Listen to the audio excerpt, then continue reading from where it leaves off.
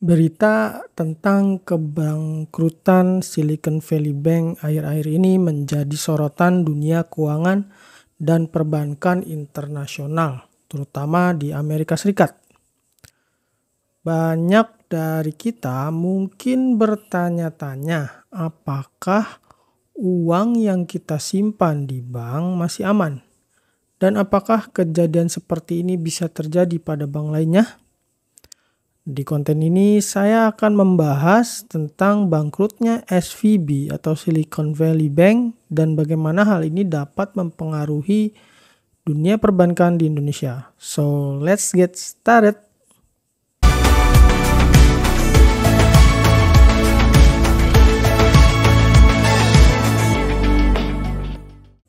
Beberapa waktu lalu banyak diberitakan tentang bangkrutnya SVB atau Silicon Valley Bank. Padahal SVB itu merupakan bank terbesar ke-16 di Amerika. SVB tapi berbeda dengan bank pada umumnya. Bisnis bank pada umumnya kan itu menghimpun dana dari masyarakat, misalnya melalui produk tabungan, terus disalurin kembali dananya berupa pinjaman. Agar masyarakat mau menitipkan dananya ke bank, maka biasanya bank memberikan imbalan berupa bunga. Kemudian yang minjam uang di bank juga dikenakan bunga. Nah, pendapatan bank ini didapat dari selisih bunga yang dikenakan kepada peminjam dan bunga yang diberikan kepada penabung. SVB ini sedikit berbeda dengan bank pada umumnya, karena mayoritas klien atau nasabah dari SVB adalah individu atau perusahaan venture capital yang dananya sangat besar. Perusahaan atau individu venture capital ini merupakan perusahaan atau individu yang memberikan pendanaan kepada perusahaan rintisan dan bisnis kecil yang diyakini memiliki potensi pertumbuhan yang tinggi. Kenapa mereka tertarik untuk menjadi nasabah di SVB?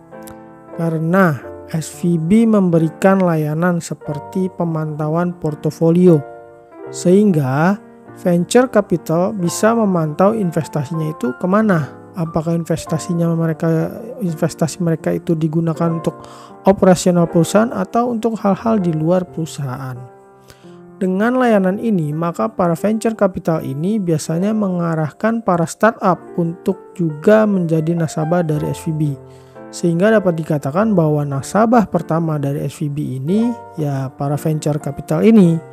Lalu yang kedua barulah perusahaan startup yang memang diinvestasikan oleh para venture capital tersebut. SVB ini merupakan jenis bank yang memang dibutuhkan oleh startup.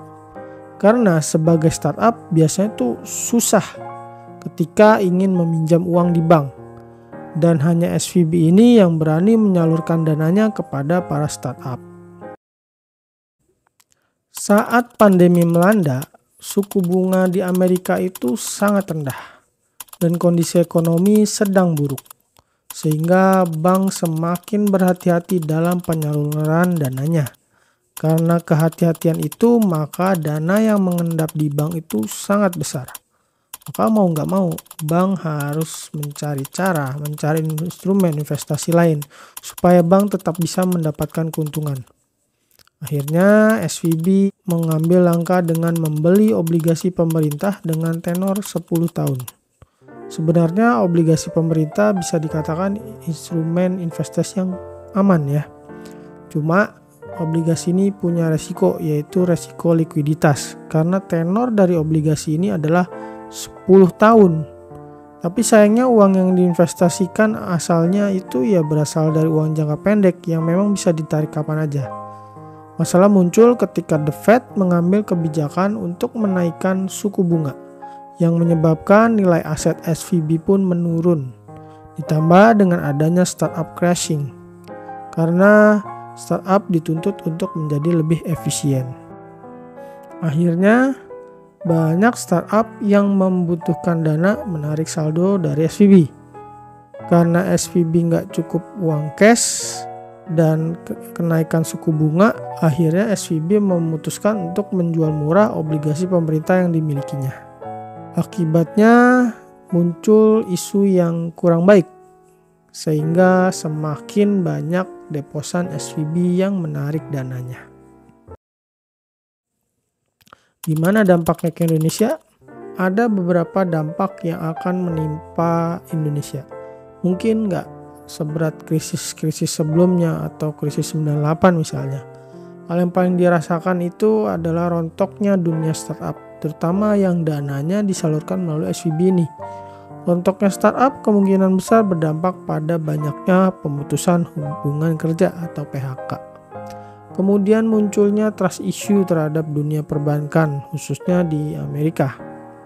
Hal ini bisa menyebabkan kenaikan harga emas karena investor yang kehilangan kepercayaannya kepada bank kemungkinan besar akan mengalihkan uangnya ke instrumen emas, dan itu akan membuat kenaikan harga emas. Karena tipikal orang yang naruh uang di bank itu biasanya orang-orang yang tipikalnya konservatif, yang nggak terlalu berani ngambil resiko. Selain itu, kebijakan terkait SVB yang diambil pemerintah Amerika juga kemungkinan mempengaruhi kenaikan inflasi. Dan besar kemungkinan The Fed juga akan menaikkan suku bunganya. Hal ini berdampak ke Indonesia tentu aja. Kemungkinan besar BI juga menaikkan suku bunga sebagai respon terhadap The Fed. Ketika suku bunga naik, maka ada beberapa sektor yang juga akan mengalami kenaikan harga. Misalnya pada sektor properti dan otomotif. Atau kenaikan harga barang dari sektor industri yang memang terbebani oleh hutang. Terus nyimpan uang di bank masih aman nggak? Inilah the big questionnya. Apakah masih aman nabung di bank? Saya bisa katakan masih aman. Kenapa? Karena tabungan di Indonesia itu dijamin oleh Lembaga Penjamin Simpanan atau LPS, yaitu sebesar 2 miliar rupiah. Apalagi 98% rekening penduduk Indonesia itu ada di bawah 100 juta rupiah. Lagi pula kan karakter SVB dengan karakter perbankan di Indonesia itu beda. Dan karakter SVB inilah yang justru menjadi penyebab kebangkrutannya. Jadi bisa dikatakan karakter SVB ini merupakan kesalahan yang justru menyeret bank itu ke dalam kebangkrutan. Untungnya ini nggak ada di bank yang ada di Indonesia ya. Lalu apa aja kesalahan yang dilakukan SVB ini? Yang pertama itu terlalu fokus pada nasabah besar. Permasalahan ketika bank hanya fokus pada nasabah besar adalah ketika mereka menarik semua uangnya, maka konsekuensinya bank harus menyediakan dana yang besar. Kedua, menerima simpanan dari perusahaan fintech. Fintech merupakan perusahaan yang belum stabil sehingga bisa kapan aja mereka menarik dananya. Lalu yang ketiga, terlalu percaya pada obligasi pemerintah. Obligasi pemerintah merupakan instrumen investasi yang aman, tapi kesalahannya adalah menggunakan dana jangka pendek yang bisa ditarik itu kapan aja untuk beli obligasi pemerintah. Kesimpulannya adalah kebangkrutan SVB memiliki dampak terhadap industri keuangan dan perbankan, khususnya di Amerika Serikat.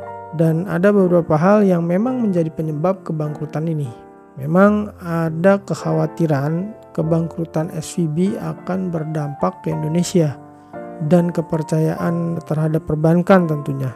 Namun kondisi dan sistem perbankan di Indonesia bisa dikatakan masih aman dan masih kuat. Sehingga kamu nggak perlu khawatir untuk nabung di bank.